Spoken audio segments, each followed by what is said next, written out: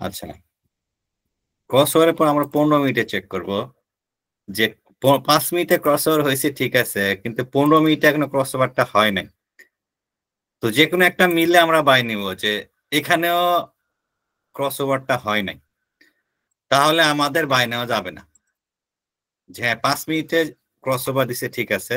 কিন্তু যেকোনো একটা টাইম ফ্রেমের সাথে মিলতে হবে। প্রথমত ক্রস। যে 15 তেও ক্রসওভার নাই, 30 এও ক্রসওভার নাই। তো সেক্ষেত্রে আমাদের এন্ট্রি নাই।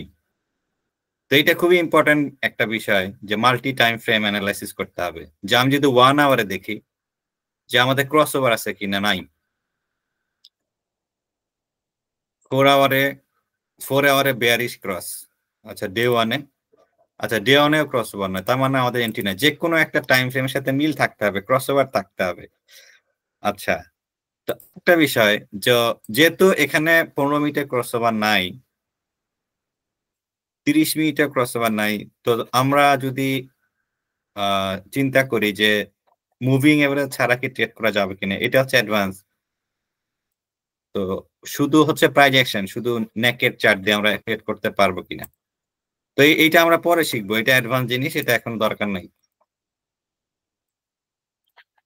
তো মেইন বিষয় হচ্ছে যে আমাদের ক্রসওভার আছে কিনা, এটা আমরা প্রথমে 5 মিনিট থেকে শুরু করব। যে কোনো দুইটা মিললে আমরা এন্ট্রি নিব 15-30। তো এখানেও আমাদের এন্ট্রি নাই।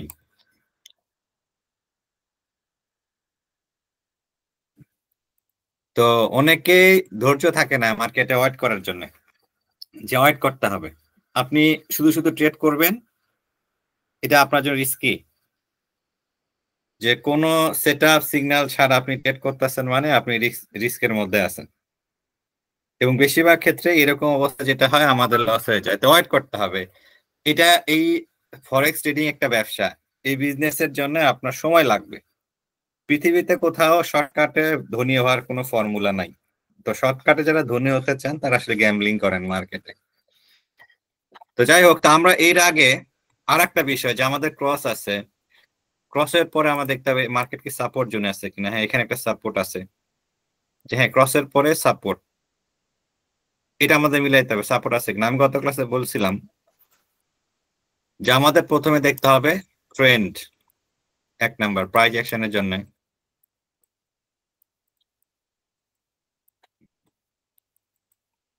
প্রাইস অ্যাকশন ট্রেডিং,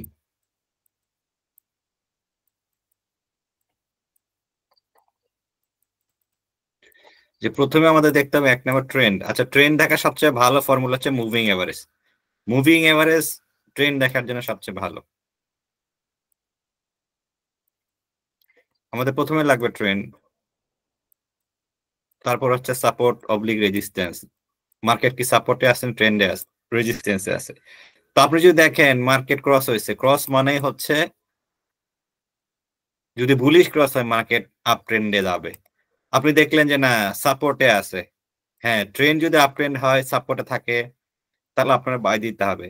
3 নাম্বার হচ্ছে সেটআপ, যে প্রাইস অ্যাকশন আমরা যে সেটআপ গুলো জানি, পিন বার, ইনসাইড বার, কম্বো, কয়েলিং, টেইল বার, এই সেটআপ আছে কিনা। তো তিনটা যখন একসাথে মিলে যাবে তখন আমরা ট্রেডটা নিব, শুধু একটা বিষয় দেখে না। তো একটা বিষয় দেখে নিলে আপনার ভুল হওয়ার সম্ভাবনা বেশি, মানে আপনার ট্রেডে উইন করার সম্ভাবনা কমে যাবে। তো এখানে হ্যাঁ মার্কেটের সাপোর্টে আছে, আমরা 15 মিনিটে দেখি মার্কেটকে, হ্যাঁ মার্কেটে 15 মিনিটেও সাপোর্ট আছে। কিন্তু আমাদের কন্ডিশন হচ্ছে দুইটা টাইম ফ্রেম মিলতে হবে ক্রস, এখানে এখনো ক্রস দেয় নাই। এটাও সাপোর্টে 5 মিনিটের সাপোর্টে, 30 মিনিটও সাপোর্টে আছে। কিন্তু ক্রস না দেওয়া পর্যন্ত আমি ট্রেড নিব না, আমার আউট করতে হবে। যে হয় 5-15 মিলতে হবে, কিংবা 15-30 মিলতে হবে, কিংবা 5-30 মিলতে পারে। তো এরকম করে আপনারা চেক করবেন যে কোনটা মিলতেছে, দুইটা টাইম ফ্রেম মিলতে হবে। যেমন ধরেন 5 মিনিট 5 মিনিট মিলছে, 30 মিনিটও মিলছে, আচ্ছা তাহলে আপনি ট্রেড নিবেন। আবার ধরেন 15 মিনিট মিলছে, আবার 5 মিনিটও মিলছে, তাহলে আপনি ট্রেডটা নিবেন। আবার দেখতেছেন 15 মিনিট মিলছে, 30 মিনিটও মিলছে, 5 মিনিট মিলে নাই, তিনটা টাইম ফ্রেমের যে কোনো দুইটা মিলে গেলে আপনি ট্রেড নিবেন। আচ্ছা, এখানে এখানে একটা বিষয় আছে। যদি আপনি দেখেন যে 5 এবং 30 মিলে গেছে, এখানে আপনি দুইটা বিষয় করতে পারেন। আপনার টিপি হইতে পারে 40 পয়েন্ট, এসএল হইতে পারে 20 পয়েন্ট। কারণ বড় টাইম গুলাতে মার্কেট বেশি মুভ করে। আচ্ছা। আর 15 এবং 5 এবং 30 এ 20-20 নিবেন। 20 পিপ এসএল, 20 পিস টিপি। কারণ এটা ব্রেক ইভেন করতে হবে। কারণ 5 এবং 15 খুব একটা বেশি স্ট্রং না, যে মুভমেন্ট খুব একটা বেশি নাও হইতে পারে। তো আপনি বড় টাইম ফ্রেমে যদি পান, সেক্ষেত্রে আপনার টিপি হবে 40 পিপস। যেমন 5-15 হতে পারে, 5-30 হতে পারে, 15-30 হতে পারে, বড় টাইম ফ্রেম যদি হয়। তাহলে আপনার বড় বলতে আমি বলছি 5 এবং 30 এই দুইটা যদি হয়। 5 এবং 30 যদি হয় একই রকম, তাহলে আপনার টিপি হইতে পারে 40 পিপস। আর এসএল হচ্ছে 20 পিপস। আচ্ছা। এখন যদি 15-30 ও একই হয়, তাও আপনি 40 পিস টিপি দিতে পারেন, 20 পিস এসএল দিতে পারেন। আর 5-15 যদি একই রকম হয়, তাহলে আপনার ব্রেক ইভেন করতে হবে যে 20 পিস এসএল, 20 পিস টিপি। কারণ বড় টাইম ফ্রেমে রেঞ্জটা বেশি হয়, টিপিটা প্রফিটটা বেশি পাওয়া যায়। আর ছোট টাইম গুলাতে প্রফিটটা কম পাওয়া যায় এবং স্টেবল না।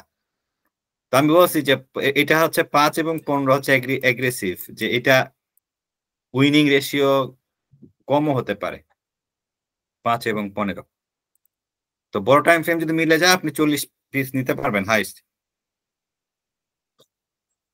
আচ্ছা, আমরা জিবিপি ইউএসডি দেখি কি অবস্থা। হ্যাঁ, জিপিএসজি তে এখানে ক্রস দিচ্ছে 30, 15 তে কি হয়েছে? 15 তে ক্রস দেয় নাই, 30 এ ক্রস দেয় নাই। তো আমার ওয়েট করতে হবে। ইউডি ইউএসডি কি অবস্থা?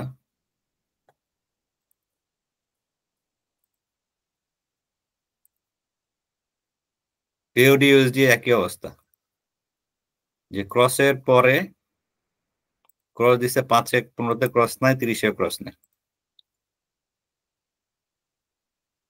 তো এইভাবে আপনার মিলাইতে হবে, মিলা করতে হবে কাজটা। আচ্ছা, গোল্ড দেখি। যে কোনো পেয়ারে একই রকম সিস্টেম কাজ করবে। যে হ্যাঁ, গোল্ডে এখনো ক্রস দেয় নাই। 15 তে, হ্যাঁ 15 তে ক্রস দিবে। 30, হ্যাঁ 30 এ ক্রস দিবে। তার মানে এই 15 মিনিটের ক্যান্ডেল যদি, কিন্তু সমস্যা হইতেছে, এখানে একটা সমস্যা আছে।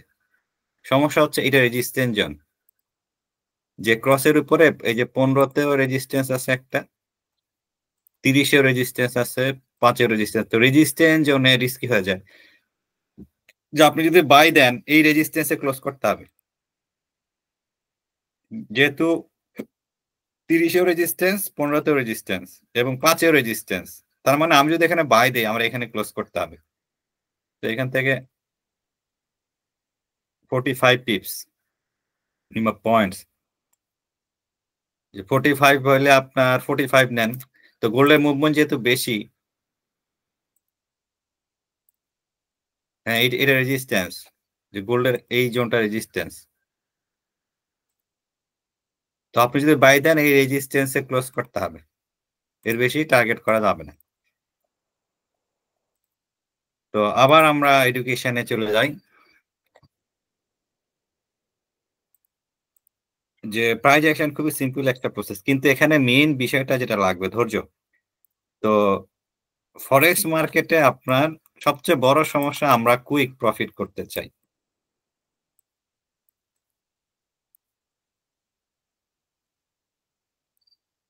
ফরেক্স ট্রেডিং এর সমস্যা হইতেছে আমাদের ধৈর্য কমে যায়, যে আমরা কুইক লাভ করতে চাই, কারণ টাকা ইনকাম হচ্ছে। এখানে ধৈর্য ধরা দরকার কি? তো সবচেয়ে বড় ধৈর্য ধরার যে বিষয়টা, এটা সাইকোলজিক্যাল। কারো ধৈর্য অনেক বেশি, কারো ধৈর্য খুবই কম। তো আপনার ধৈর্য ধরতে হবে, যে এই বিষয় না হলে আমি বাই সেল করবো না। আর এই ধৈর্য ধরতে না পারার পেছনে যে কারণ, সেটা হচ্ছে লোভ। যে আপনি লোভে পড়ে যাচ্ছেন, যে আরে ভাই এখান থেকে মার্কেট এখানে গেল, আমি যদি এখানে একটা মাইরে দেই তাহলে তো আমার লাভ হয়ে গেছে। তো ধৈর্য না ধরার পেছনে কারণ হচ্ছে লোভ কাজ করে। তো যেহেতু টাকা পয়সার ব্যাপার, ইনকামের ব্যাপার আছে, তো আপনার ধৈর্যটা কমে যাবে, এটা স্বাভাবিক, এটা আপনার বাড়াইতে হবে। লোভের জন্য আপনার ধৈর্যটা কমে যাবে, তার মানে লোভ কন্ট্রোল করতে হবে। লোভ কন্ট্রোল করলে আপনার ধৈর্যটা বেড়ে যাবে, যে আপনার লোভ কন্ট্রোল করতে হবে। তো লোভ কন্ট্রোল করার জন্য যে বিষয় সেটা হচ্ছে এডুকেশন, যে হ্যাঁ এরকম এরকম না হলে আমি ট্রেড নিব না। এটা আমি যদি একদিনে একটা ট্রেড না পাই, ধরেন আজকে ট্রেড পাইলাম না, দরকার নাই, করেন না আপনি, কালকের জন্য ওয়েট করেন। তো প্রফিট এবং লস হিসাবটা নিয়ম হচ্ছে মান্থলি, যে প্রতি মাসে আপনি হিসাব করবেন যে আপনার কত লাভ কিংবা লস। তো আমরা তো ঘন্টায় ঘন্টায় হিসাব করি, এটা আসলে নিয়ম না। যে প্রথমত নিয়ম আপনি প্রতি উইকে আপনার কত প্রফিট হয়েছে কিংবা লস হয়েছে এভাবে হিসাব করা, যে এক সপ্তাহ আমার কি রকম লস হইলো কিংবা এক সপ্তাহ আমি ট্রেড পাইলাম কিনা। তো লাস্টে হিসাবটা হইতেছে 1 মান্থে, যে 1 মান্থে আমার কি অবস্থা। তো আমরা তো প্রতি ঘন্টায় ঘন্টায় প্রফিট এবং লস চিন্তা করি, যেহেতু এখানে লেভারেজ আছে, লট মেরে দিলেই অনেক লাভ হয়ে যায়। তো এই ধান্দাতে থাকি, তো ওভারঅল এটা ব্যালেন্স জিরো হয়ে যায়। যে যার যত বেশি লোভ করে, যার ধৈর্য কমে যায়, তার ব্যালেন্স জিরো হইতে খুব বেশি সময় লাগে না। তো আরেকটা শেখার বিষয় যেটা আছে, এটা হচ্ছে যে মার্কেটের স্ট্রাকচার। আচ্ছা, মার্কেট স্ট্রাকচার হচ্ছে কিরকম, যে আমি যে জোনে বাই কিংবা সেল দিব, তার আগে মার্কেটটা কিরকম ছিল। মার্কেট কিরকম থাকতে পারে, একটা রেঞ্জে থাকতে পারে। আচ্ছা, রেঞ্জ থাকতে পারে, মার্কেট ট্রেন্ডে থাকতে পারে, মার্কেট এরকম করে উপরে যাচ্ছে, ট্রেন্ডে আছে সে। আচ্ছা, আর কিরকম হইতে পারে, এটা আপ ট্রেন্ডের ক্ষেত্রে। ডাউন ট্রেন্ডে কিরকম হয়, ডাউন ট্রেন্ডে ঠিক উল্টা হবে, উঠে পড়ে যাচ্ছে, উঠে পড়ে যাচ্ছে, উঠে পড়ে যাচ্ছে। তো রেঞ্জ রেঞ্জ মার্কেটে ট্রেড হচ্ছে রিস্ক, আর মার্কেট চপই থাকে। মার্কেট উপরে যাচ্ছে, নিচে যাচ্ছে, আপনি বাই মারছেন, মার্কেট নিচে চলে গেছে, সেল, আপনি মনে করতেছেন আরে মার্কেট পড়ে যাবে, আবার সেল মারছেন, মার্কেট উঠে গেছে। তো চপি মার্কেটে অ্যাভয়েড করা উচিত। যে আপনি এরকম মার্কেটে হয় আপ ট্রেন্ড কিংবা ডাউন ট্রেন্ড, এরকম মার্কেট আপনি ট্রেড করার জন্য খুঁজবেন।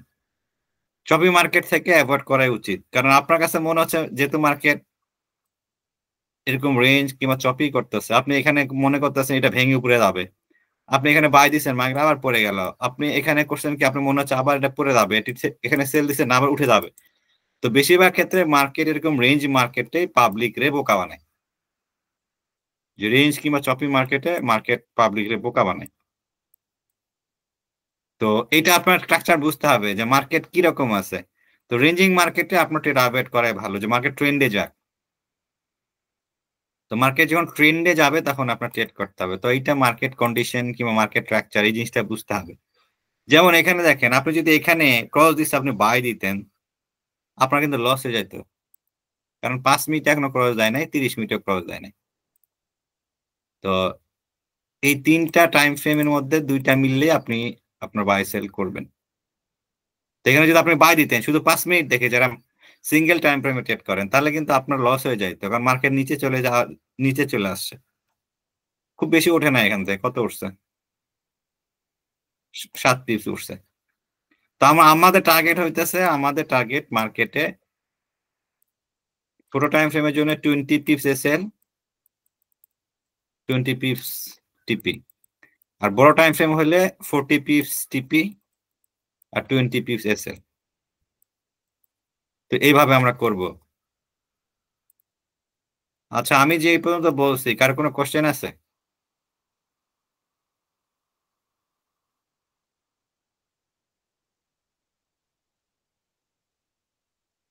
হ্যাঁ, কার কোনো কোশ্চেন থাকলে বলেন।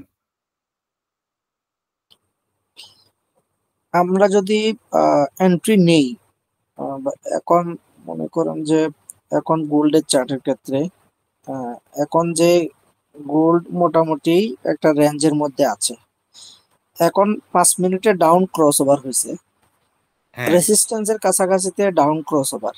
এখন হ্যাঁ, যদি আমার আগের ক্যান্ডেল বা আমার যেই ইয়া আছে, রেসিস্ট্যান্স আছে, ওই রেসিস্ট্যান্সের উপরে দিয়ে যদি আমি ইয়া নেই, অর্ডার নেই, তখন আমার 38 থেকে যদি অর্ডার নেই, সেল অর্ডার নিলে আমার 47-এ এসএল, প্রায় 100 পিপস এসএল হয়ে যায়।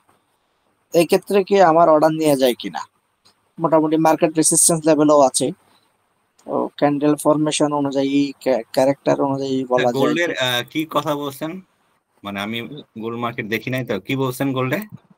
গোল্ডে এখন হচ্ছে কি ক্রস ওভার হচ্ছে আপ, কিন্তু হুম মার্কেট আছে 5 মিনিটে ক্রস ওভার হচ্ছে আপ, ক্রস ওভার হচ্ছে, কিন্তু হুম মার্কেট আছে হচ্ছে রেসিস্ট্যান্স জোনে, হুম কিন্তু 15 মিনিট টাইম ফ্রেমে ডাউন ক্রস ওভার, আবার হচ্ছে 30 মিনিটে ডাউন হতে চাচ্ছে। হুম। তো এই ক্ষেত্রে যদি আমি অর্ডার নেই, এখন সেল অর্ডার নেই, রেসিস্ট্যান্স জোনে আছে, তখন আমি কোন জায়গায় আমার এসএল পয়েন্টটা হবে? না না, আমি বলি আপনাকে, আমরা প্রাইজ অ্যাকশনে প্রথমত ক্রস দেখতেছি তাই না, 5 মিনিট। তো হ্যাঁ, আমরা দেখতেছি 5 মিনিট একটা বুলিশ ক্রস তাই না। হ্যাঁ, আচ্ছা, আমি বলছি আমার যে কোনো দুইটা টাইম ফ্রেম মিলতে হবে।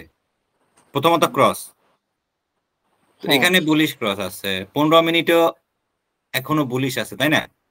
আচ্ছা, 15 ক্রস হয়নি মিনিটে কিন্তু, হ্যাঁ বুলিশ আছে। Bullish cross.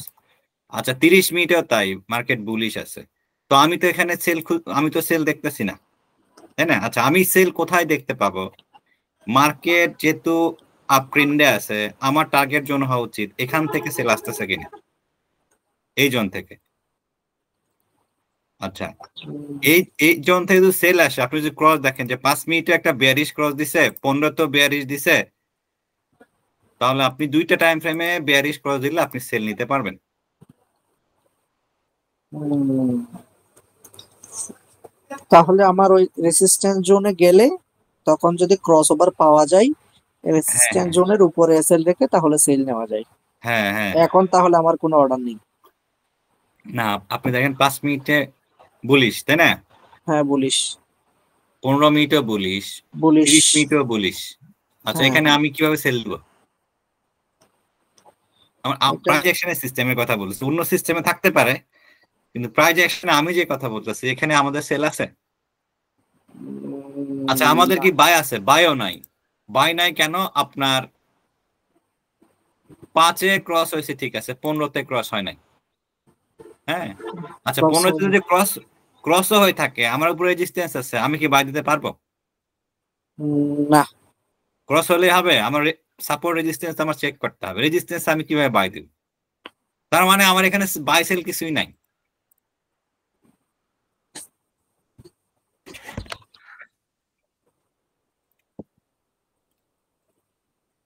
জি আসসালামু আলাইকুম। ওয়ালাইকুম আসসালাম। জি ভাই, আমি একটু পরে জয়েন করেছি। মুভিং এভারেজ দুইটা আসলে কত কত, ওইটা আমি বুঝতেছিলাম না আর কি, একটু পরে জয়েন করেছি। আচ্ছা, একটা হচ্ছে 8, হ্যাঁ, জি এটা হচ্ছে ইএমএ, এক্সপোনেনশিয়াল মুভিং এভারেজ। জি জি এক্সপোনেনশিয়াল 8, আরেকটা ইএমএ হচ্ছে, একটা হচ্ছে 8, একটা হচ্ছে 21। 21। তো জি জি রেডটা হচ্ছে 21, জি। আর ব্লুটা হচ্ছে 8। আচ্ছা আচ্ছা, তো ক্রস ওভারটা তাহলে রেটটা হতে হবে। না না, ক্রসটা কিভাবে, এই জায়গাগুলো চেক করেন। ও আচ্ছা আচ্ছা। ক্রসটা হচ্ছে যখন বুলিশ ক্রস হবে, এটা বুলিশ বেরিশ দুটার ক্ষেত্রেই তাই, যে শর্ট টার্মে মুভিং এভারেজ, তার মানে শর্ট টার্ম কিন্তু 8 না, 8 21 ক্রস করবে। জি জি জি জি। শর্ট টার্মে মুভিং, লং টার্মে ক্রস করবে। তখন যদি নিচ থেকে ক্রস করে, তাহলে হুম, এটা বুলিশ, বুলিশ ক্রস ওভার। যদি উপর থেকে ক্রস করে, তাহলে বেয়ারিশ। 42। হ্যাঁ জি জি, হ্যাঁ বুঝতে পারছি। 8 আর 21 দুটোই এক্সপোনেনশিয়াল তাই না? হ্যাঁ হ্যাঁ, এক্সপোনেনশিয়াল। জি জি, ওকে থ্যাংক ইউ। তো এখন বিষয় হচ্ছে এই জিনিসটা খেয়াল রাখতে হবে যে আমাদের লোভে পড়া যাবে না, যে আমার এরকম না হলে আমি বাই সেল করবো না। এই জন্য আপনার মধ্যে ডিসিপ্লিন আনতে হবে। ডিসিপ্লিন মানে এই জিনিস না থাকলে আমি এখানে বাই সেল করবো না।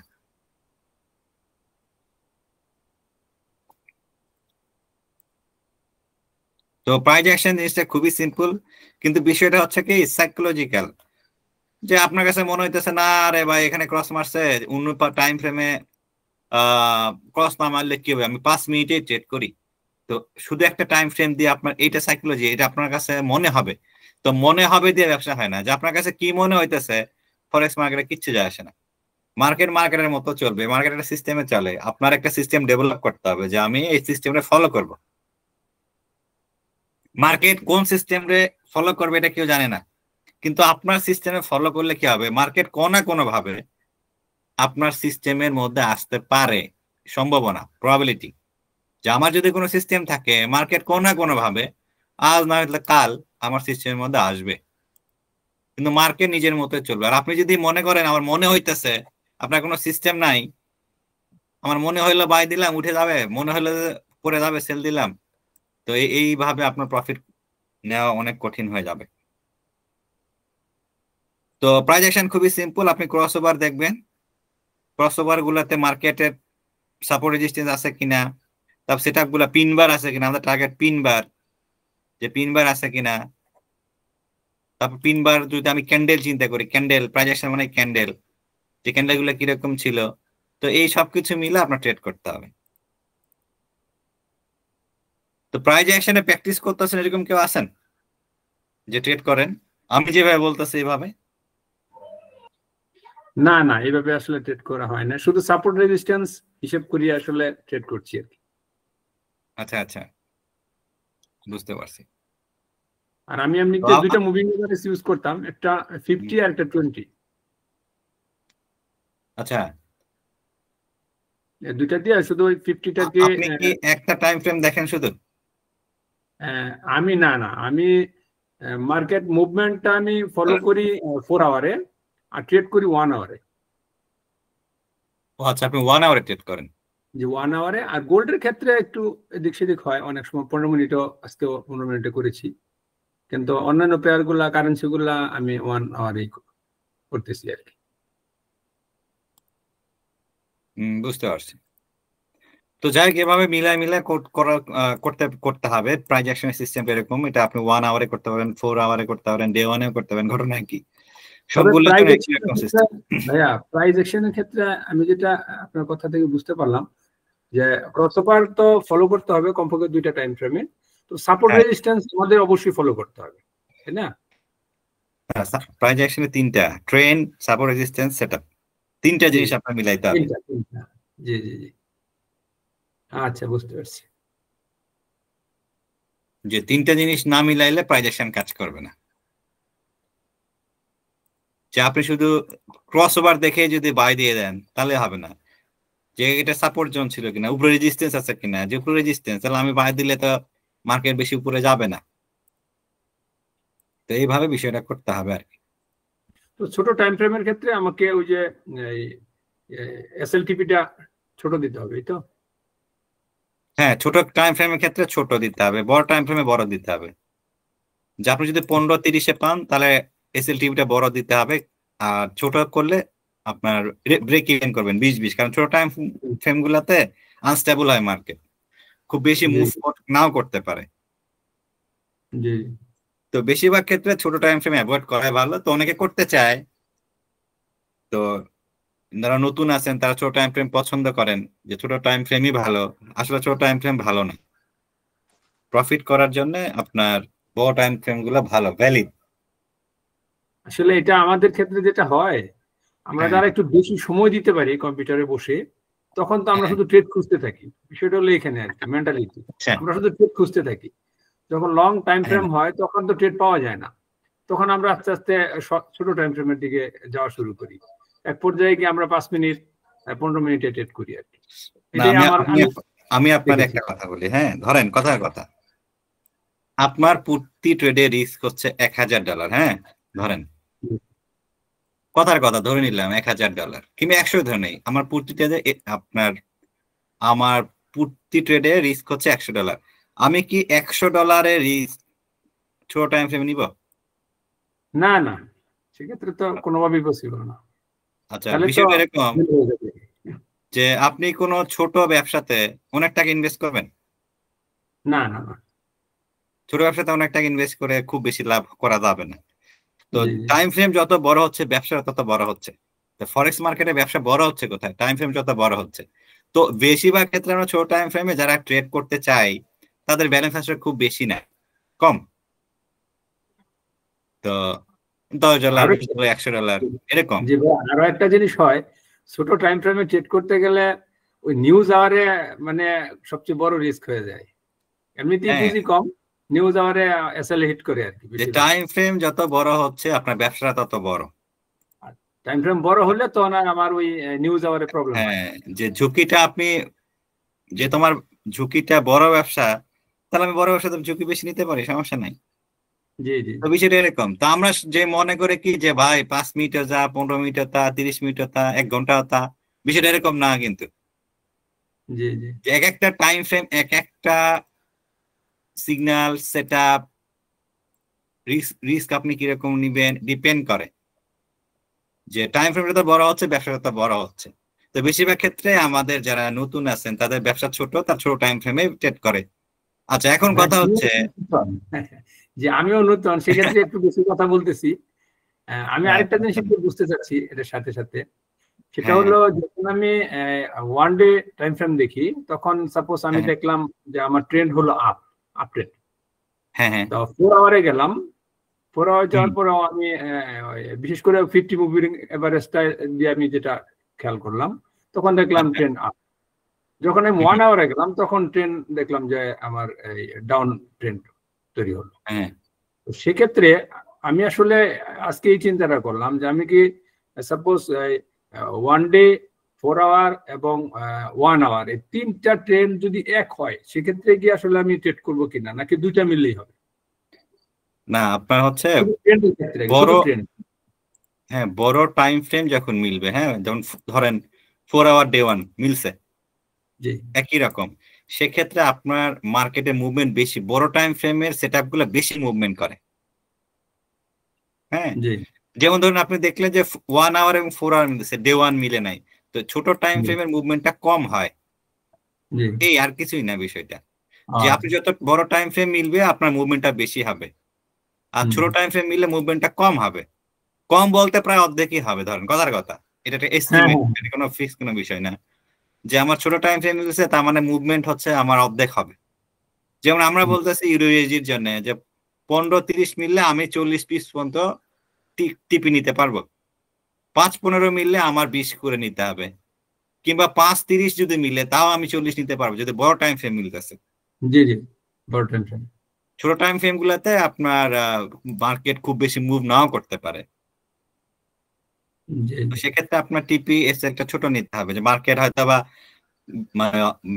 মুভ না করে পড়ে গেছে, হ্যাঁ পড়ে যেতে পারে, যেহেতু মার্কেট ছোট টাইমে বেশি মুভ করে না জি জি বেশিরভাগ ক্ষেত্রে। জি জি তো এখন আমাদের সাইকোলজিক্যাল মাইন্ডসেটের সমস্যা, যে আমরা সব টাইম ফ্রেমে একই রকম মনে করি, যে সব টাইম ফ্রেম কিন্তু একই রকম না। এটা আপনার ব্যবসা যত বড় আপনার টাইম ফ্রেম তত বড় হওয়া উচিত। এখন অনেকে আছে যে 5 মিনিটে $1,000 $100 রিস্ক নিচ্ছেন, এটা লজিক্যাল না। যে ছোট টাইম জি। ফ্রেমে আপনি এত রিস্ক নিচ্ছেন কিভাবে? কারণ ব্যবসা তো ছোট, টাইম ফ্রেম ছোট মানে কি ব্যবসাটা ছোট। যেমন ভাইয়া ইউরো ইউএসডিতে, হ্যাঁ, হ্যাঁ আমি ওয়ান ডে চার্টে যেটা দেখলাম, যে হুম, এমনিতে শুধু দেখলে আমরা বুঝতেছি যে ডাউন ট্রেন্ড, কিন্তু হ্যাঁ 50 মুভিং এভারেজ কিন্তু ক্রস করেছে। সেক্ষেত্রে আবার আমাদের ইনস্ট্রাকশন দেওয়া আছে, কামরুল ভাই দিয়েছেন, যে এটা 50 মুভিং এভারেজের উপরে উঠলে এটাকে অবশ্যই আপ ট্রেন্ড চিন্তা করতে হবে। কিন্তু পুরা পেজটা দেখলে কিন্তু আমি ডাউন ট্রেন্ড দেখতে পাচ্ছি। হুম সেক্ষেত্রে আসলে 50টা তো আর আমার গণনা করা পসিবল না, তাই না? হুম শুধু এক পৃষ্ঠায় যা দেখা যায়, এটুকু দেখে দেখা যায় যে এটা দেখতে ডাউন ট্রেন্ড, কিন্তু 50 মুভিং এভারেজের উপরেই আছে। সেক্ষেত্রে আমি এটাকে আসলে কি চিন্তা করব? না এখানে আমি বলি, যেহেতু ডে ওয়ান এখনো ক্লোজ হয় না তাই না, না না। যেহেতু রানিং ক্যান্ডেলে আছে, তো রানিং ক্যান্ডেলে আমরা কিছুই বুঝতেছি না যে এটা ক্লোজ হইতে হবে। আচ্ছা, তো আমরা 4 আওয়ারে যাই, যেহেতু রানিং 4 আওয়ারে ক্যান্ডেল অনেকগুলো ক্যান্ডেল ক্লোজ হয়ে গেছে তো তাই না। জি জি, 4 আওয়ারে। আচ্ছা, 4 আওয়ারে আমি যদি দেখি যে 1 আওয়ারে, এখন আপনি সাপোর্ট ড্র করেন, সাপোর্ট কোনটা? আচ্ছা সাপোর্ট হচ্ছে এই জোনটা সাপোর্ট, এই জোনটা হচ্ছে সাপোর্ট জোন। জি আচ্ছা 4 আওয়ারের আমি এখানে দেখবেন যে এখানে কি হয়। আচ্ছা 1 আওয়ারে দেখেন, ওয়ান আওয়ারে কোনো ক্রসই নাই, হ্যাঁ 1 আওয়ারে না, কোনো ক্রস ওভার নাই, ওয়ানের কোনো ক্রস নেই। কিন্তু 4 আওয়ারে একটা বেয়ারিশ ক্রস দিছে, বেয়ারিশ ক্রস দিছে না। জি আচ্ছা বেয়ারিশ ক্রস, যদি একটা বেয়ারিশ ক্রস দেওয়ার পরে আপনি দেখেন 4 আওয়ারে যদি এখান থেকে ক্রস হয়, যে 4 আওয়ারে বেয়ারিশ ক্রস, 1 আওয়ারে একটা বুলিশ ক্রস হচ্ছে, ডে 1 এর সাপোর্ট, তার মানে কি হইতে পারে? মার্কেট উপরে চলে যেতে পারে, তাই না? বুঝি না, আরেকবার একটু প্লিজ। আচ্ছা, 4 আওয়ারে হচ্ছে বেয়ারিশ জি বেয়ারিশ ক্রস। আচ্ছা, 1 আওয়ারে এখানে কিছুই হয় নাই, কিছুই হয়নি। আমি যদি দেখি 1 আওয়ারে একটা বুলিশ ক্রস দিছে, যে এখানে একটা বুলিশ ক্রস দিছে মার্কেট, কিন্তু 4 আওয়ারে এখনো বেয়ারিশই আছে, ডে 1 এ হচ্ছে মার্কেট সাপোর্টে আছে, তার মানে এই মার্কেট সবসময় ঘুরে যায় হচ্ছে ছোট টাইম ফ্রেম থেকে, তাই না? জি ছোট টাইম ফ্রেমে দেখা যায় মার্কেট ছোট টাইম ফ্রেম থেকে ঘুরে যেতে পারে। তো যদি এখানে 1 আওয়ারে ক্রস হয়ে যায় তাহলে মার্কেট উপরের দিকে চলে যাবে, জি মার্কেট ঘুরে যাবে। তো এখন এখানে কি হওয়া উচিত ছিল? 4 আওয়ারে ক্রসের পরে মার্কেটটা নিচে যাওয়ার কথা ছিল, কিন্তু মার্কেট নিচে যাচ্ছে না। ছোট টাইম ফ্রেমে আমরা যেটা পেলাম, যেটা মার্কেট উপরে যাচ্ছে। হ্যাঁ, মার্কেট উপরে যাচ্ছে, তার মানে মার্কেট ঘুরে যেতে পারে, কিন্তু তার জন্য আমাদের কন্ডিশন হচ্ছে এখানে ক্রস দিতে হবে। ক্রস দিলে ক্রস তারপর দিয়ে হ্যাঁ, ক্রস দিয়ে দিলে মার্কেট এখান থেকে উপরে যাওয়ার সম্ভাবনা বেশি, কিন্তু 1 আওয়ার হচ্ছে ইম্পর্টেন্ট, যেখানে কি ক্রস দিল কিনা। যদি আপনি দেখেন না 1 আওয়ার ক্রস দেয়নি, এখানে রেঞ্জ করতেছে, তাহলে কিন্তু হবে না, রেঞ্জ করে মার্কেট আবার পড়ে যেতে পারে। এখানে ক্রস দিলে আপনি বাই দিতে পারবেন। 1 আওয়ারের অপেক্ষায় থাকতে হবে এখানে। হ্যাঁ, 1 আওয়ার অপেক্ষায় থাকতে হবে এখানে কি হচ্ছে আসলে, ক্রস দেয় কিনা। ক্রস দেয় কিনা, কারণ এই জায়গাটা পুরা মানে সিগন্যাল গুলা হচ্ছে, এটাই মার্কেটের কমপ্লেক্স, মার্কেট আপনার কনফিউজ করবে যেখানে কি হতে পারে। কিন্তু ডে 1 এর যেহেতু একটা সাপোর্ট জোন আছে, এখানে একটা সাপোর্ট, সেহেতু যদি মার্কেট ঘুরে যায় 1 আওয়ার থেকেই ঘুরবে, 4 আওয়ার থেকে ঘুরবে না, কারণ 4 আওয়ারে ক্রসের পরে সে সাপোর্ট নিচ্ছে। তাছাড়া 4 আওয়ার এরকম ক্রসের পরে কি হইতে পারে, মার্কেট পড়ে যাওয়ার কথা, কিন্তু সে সাপোর্ট নিচ্ছে, তার মানে এখান থেকে ঘুরে যাওয়ার সম্ভাবনা আছে। আর যদি সে পড়ে যায়, ধরে নিলাম আপনি পড়ে যায়, যে পড়ে যাবে, তো পড়ে যদি যায় তাহলে মার্কেট এই জোনে চলে আসবে, এটা কত এখানে চলে আসবে। মার্কেট যদি পড়ে যায় তাহলে তো আমরা 1 আওয়ারেই দেখতে পাবো সবচেয়ে আগে। হ্যাঁ, এখন আমাদের 1 আওয়ার আপনি দেখতে পাবেন যে এখান থেকে যদি মার্কেট পড়ে যায়, রিট্রেস আপনি সেল দিতে পারবেন, কারণ মার্কেটের রেঞ্জ আছে এই পর্যন্ত পড়ার, হ্যাঁ এই পর্যন্ত। হ্যাঁ, রেঞ্জ 1 আওয়ার ইম্পর্টেন্ট। এখানে ভাই আমি যেটা খেয়াল করলাম, যে আমাদের সবচেয়ে গুরুত্ব দিতে হবে তো সবগুলাই, তারপরেও আমি যেই টাইম ফ্রেমে ট্রেডটা ইন করব ওই টাইম ফ্রেমটা দেখতে হবে, তাই না? যেহেতু আমি 1 আওয়ারে ট্রেড করব, 1 আওয়ার কনফার্মেশনটাও লাগবে, 4 আওয়ারেও লাগবে, ডে 1 এরও লাগবে, তিনটাই লাগবে। হ্যাঁ জি, তবে সাপোর্টটাই সবচেয়ে গুরুত্বপূর্ণ, সবগুলোই গুরুত্বপূর্ণ, সাপোর্টটা সারা করা যাবে না, তিনটাই যেটা আপনি বললেন। তিনটাই মিলাইতে হবে। জি ভাই, আসলে আমরা নতুন তো অনেক বেশি কোশ্চেন হয় আর কি, না বললেও বুঝতে পারি না, কিছু করা যাচ্ছে না। সবাই তো নতুন হিসেবে আসে না মার্কেটে, আমি যখন আসছি আমি নতুন ছিলাম, তাই না? তো সমস্যাটা হয় কি, যে সবাই নিজের মতো করে করতে চায়। হ্যাঁ, তো যে ব্যবসা যেরকম আপনার সেভাবে করতে হবে, নিজের মতো করে আপনি ব্যবসা করতে পারবেন না যদি আপনি ব্যবসা মনে করেন ফরেক্সে, যে ফরেক্স একটা বিজনেস। যদি না মনে করেন, এটা আপনার ব্যাপার, যে আপনি ব্যবসাটা কি মনে করবেন এটা আমি জানি না। যদি ব্যবসা মনে করেন তাহলে ব্যবসার নিয়ম কানুন আছে, এটা আপনার শিখতে হবে, যে হ্যাঁ এটা ব্যবসা। আর যে কোনো ব্যবসাতেই নিয়ম না মেনে যদি আপনি করেন, তার ফলাফল কি হতে পারে, যারা ব্যবসা করে তাদের সাথে একটু কথা বলবেন। আপনার আশেপাশে ব্যবসায়ী আছে না? না, এটা তো ফরেক্স এসে আমি নিজেই তো দেখলাম। হ্যাঁ, আমি নিজেই তো দেখলাম, তাই না? না, যে কোনো ব্যবসার একটা নিয়ম আছে, আপনি নিয়ম মেনে করতে হবে। নিয়ম মেনে করলেও কি লাভ হবে? সবসময় লাভ হবে না, এটা রুলস। নিয়ম মেনে করলে লাভ হবে না, কিন্তু আপনি এভারেজে প্রফিট করবেন, যে একবার হয়নি পরে এবার প্রফিট করবেন। তো নিয়ম মানলে সবসময় প্রফিট করবেন, এটা নাম ব্যবসা না। ব্যবসা মানে প্রফিট এন্ড লস এবং এভারেজ প্রফিট।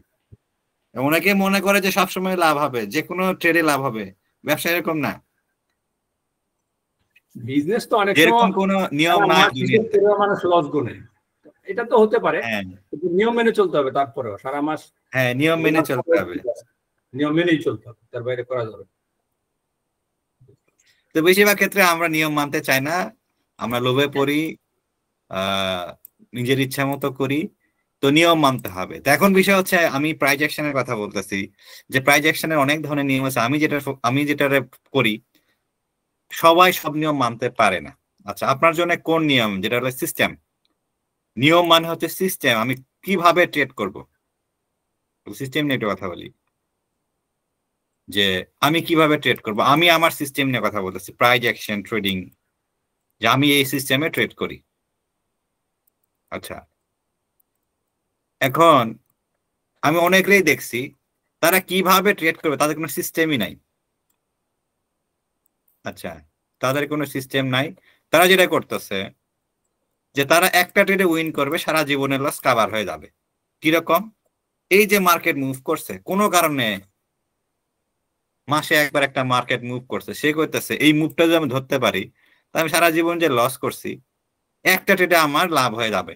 আচ্ছা, এটার নাম হচ্ছে by chance by luck. By chance by luck, তার মানে আপনি লটারির মতো চিন্তা করতেছেন, যে আমি 10টা লটারি কিনবো, একটা লাগিয়ে গেলে আমি কোটিপতি। তো ফরেস্ট লটারি না, লটারির আরেকটা বিষয় আছে, জুয়া। তো জুয়ার অনেক রকমের বিষয় আছে। তো ওই যে একটা ট্রেডে আপনি 10টা আমি ট্রেড করবো, একটাতে লাগিয়ে গেলে অনেক লাভ হবে, ফরেক্স বিষয়টা এরকম না, কারণ এটা ব্যবসাতে এরকম হয় না। তো এটা একটা সমস্যা, তাদের কোনো সিস্টেমই নাই। তারা কইতেছে একটা ট্রেডে লাভ হইলে আমি 10টা ট্রেড করবো, একটাতে লাভ হইলে আমার অনেক লাভ হয়ে যাবে, আমার সারা জীবনের লস উঠে যাবে। তো এটা এক ধরনের হচ্ছে লটারি চিন্তা, লটারির মতো আপনি চিন্তা করতেছেন। তো লটারি এক ধরনের জুয়া। সারা জীবনে লাভ হওয়ার আগেই তো সে ফকির হয়ে যাবে, লাভ পাবে কোথায়? না না না, সে চিন্তা করতেছে, হ্যাঁ, তারপরে হবে কি হবে না সেটা তো পরের বিষয়, কিন্তু সে চিন্তা করতেছে যে আমি 10টার মধ্যে একটা যদি লেগে যায়, তাহলে আমার সারা জীবনের লস কাভার হয়ে যাবে। তো এটা এক ধরনের লটারির টেন্ডেন্সি, লটারি এক ধরনের জুয়া। তো যারা এইভাবে চিন্তা করেন, আপনি হয়তো মনে করতেছেন না এটা তো ভাই জুয়া না, কিন্তু এটা এক ধরনের জুয়া।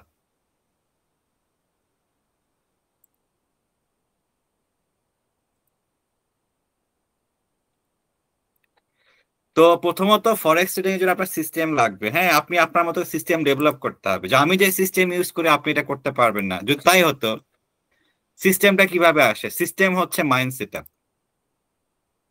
যে বিভিন্ন মাইন্ড সেট আপের লোক আছে এটা দুনিয়াতেই, এক একটা মানুষ এক একটা চিন্তা। আচ্ছা, দেখা যাবে যে মাইন্ড সেট বিশেষটা কিরকম, আপনি যেটা পছন্দ করেন আমি সেটা পছন্দ নাও করতে পারি, এটাই মাইন্ড সেট।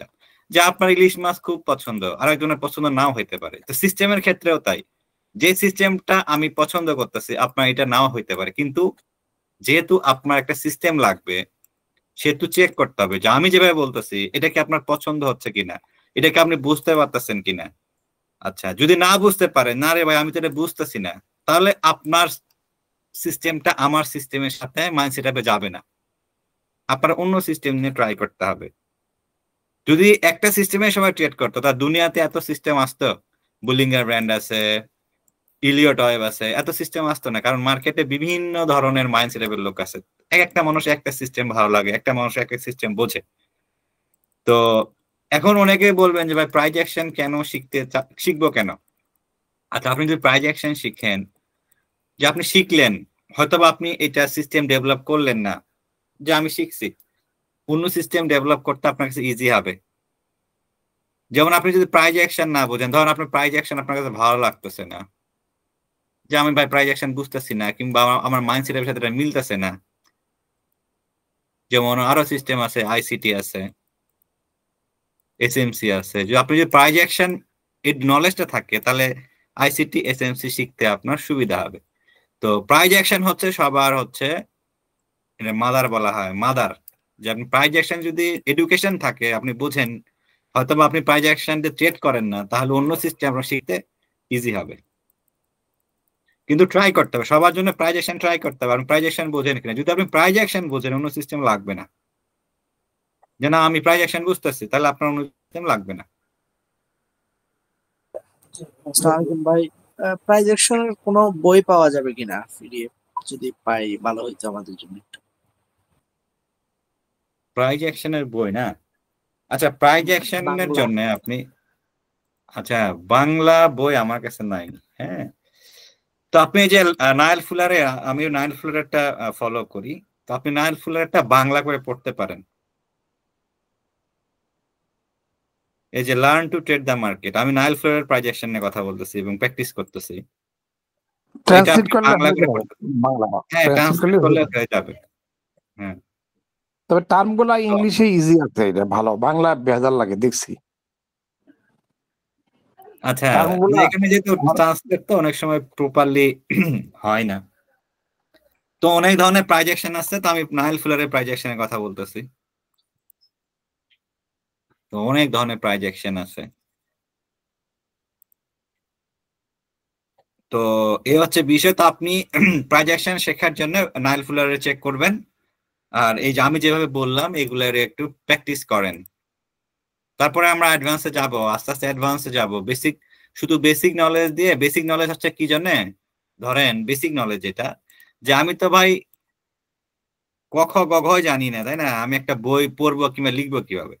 তো বেসিক আমরা যেটা করতেছি এটা ক খ গ ঘ, যে আমার তো ক খ গ ঘ শিখতে হবে, কিংবা এবিসিডি, এবিসিডি শিখতে হবে। তাছাড়া তো আপনি একটা বই পড়তে পারবেন না কিংবা লিখতে পারবেন না লিখতে গেলে। তারপরে এটা আমরা আস্তে আস্তে অ্যাডভান্সে যাবো। অ্যাডভান্সে যাইতে হবে কেন? আপনি যত অ্যাডভান্স যাবেন আপনার প্রফিট করার সম্ভাবনা বেড়ে যাবে, বেশি প্রফিট করবেন।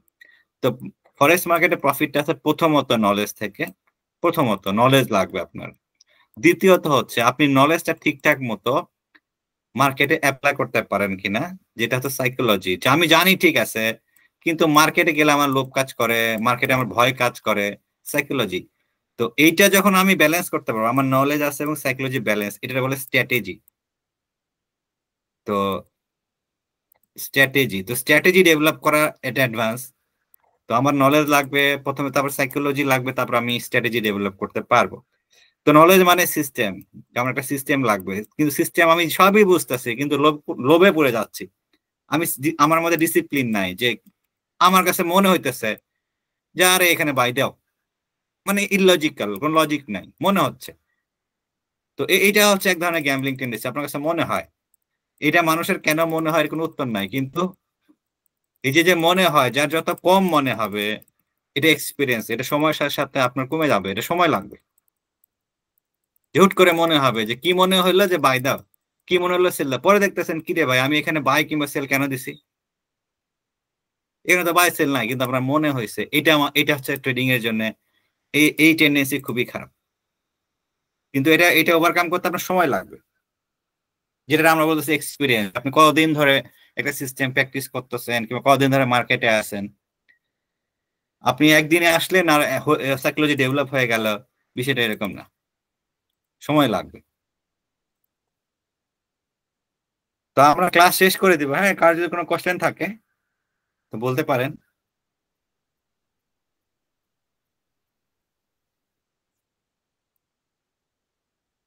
আচ্ছা, কারো কোনো কোশ্চেন নাই? না, আপনাদের অ্যাডভান্স কোর্স চালু হবে কোন দিন এই ব্যাপারে আচ্ছা, কিছু জানেন? অ্যাডভান্স কোর্সের ব্যাপারে সাইফুল ভাই এখনো কাজ করতেছে। হ্যাঁ, ও তো আচ্ছা আচ্ছা। এখনো ডিজাইন হয়নি, কোর্সটা কিভাবে ডিজাইন হবে। তো কোর্স ডিজাইন হয়ে গেলে এটা জানাই দিবে আর কি গ্রুপে, যে আপনার অ্যাডভান্স কোর্সটা কিরকম হবে কিংবা কি কি থাকবে। যেমন আমি প্রাইজ অ্যাকশন, হয়তো আমি যদি প্রাইজ অ্যাকশন পার্ট থাকে আমি প্রাইজ অ্যাকশন শেখাবো, অনেকে হয়তো এসএমসি শেখাবে, এরকম আর কি। হ্যাঁ ইসমাইল ভাই। জি ভাই। হ্যাঁ হ্যাঁ বলেন। না না, আমি জাস্ট অন রাখলাম আর কি। ও আচ্ছা আচ্ছা, তো আমরা ক্লাস শেষ করে দেবো। তো সবাই ভালো থাকেন। আমার নেক্সট ক্লাস শুক্রবার, তাই না ইসমাইল ভাই? জি জি, শুক্রবার হ্যাঁ ঠিক। শুক্রবারে। তো সবাই একটা সিস্টেম ডেভেলপ করে নেন, যে আপনি কিভাবে ট্রেড করবেন। কারণ সিস্টেম ডেভেলপ না করলে আপনার সাইকোলজি ডেভেলপ হবে না। তারপর আপনার স্ট্র্যাটেজি যাইতে হবে, যে না আমি যেভাবে আমার যে নলেজ আছে সেটা আমি ঠিকঠাক মতো ইউজ করতে পারি। তারপর আমার মধ্যে যে লোভ ভয় আছে এটা সাইকোলজিতে পড়বেন, যে হুট করে লোভ লাগবে, ভয় লাগবে। তো এটা এক্সপিরিয়েন্সের সাথে এটা ঠিক হয়ে যাবে। তো কিন্তু মেইন জিনিসটা আপনার সিস্টেম লাগবে প্রথমত। তো এটা একটা জার্নি, ফরেস্ট ট্রেডিং হচ্ছে একটা জার্নি, আপনার স্টেপ বাই স্টেপ যাইতে হবে। তো এই আর কি। তো ঠিক আছে, সবাই ভালো থাকেন। খোদা হাফেজ। আল্লাহ হাফেজ ভাই।